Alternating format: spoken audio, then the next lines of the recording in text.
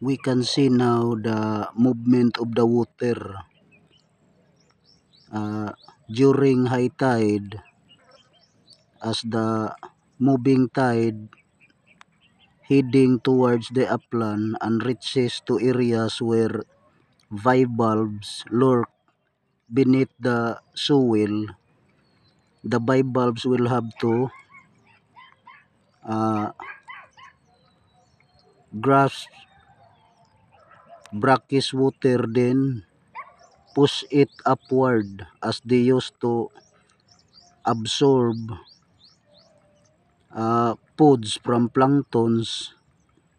And here we can see the movement of this water that pushes upward. There are two kinds of bivalves, the long and finger-like, and the vortex formed bivalve mollusks.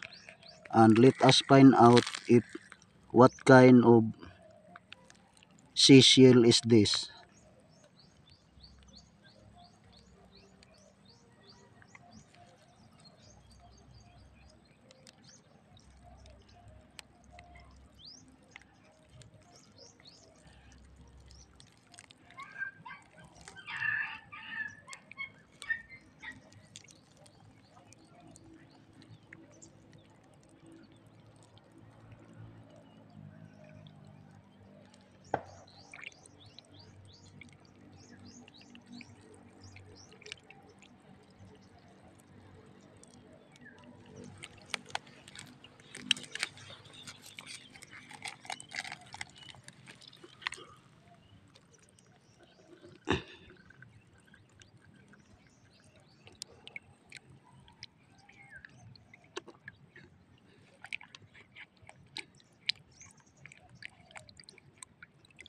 This is the kind of edible bivalve, the vortex form.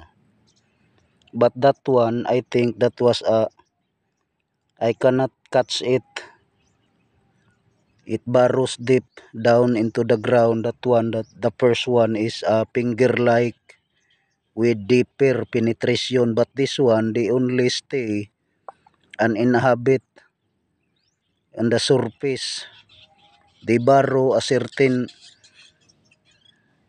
only in the surface of the soil. This is a vortex form of bivalve mollusks. But the first one, I think that was a finger-like that penetrates deep on the ground. Oh, here is the one. We'll put it back.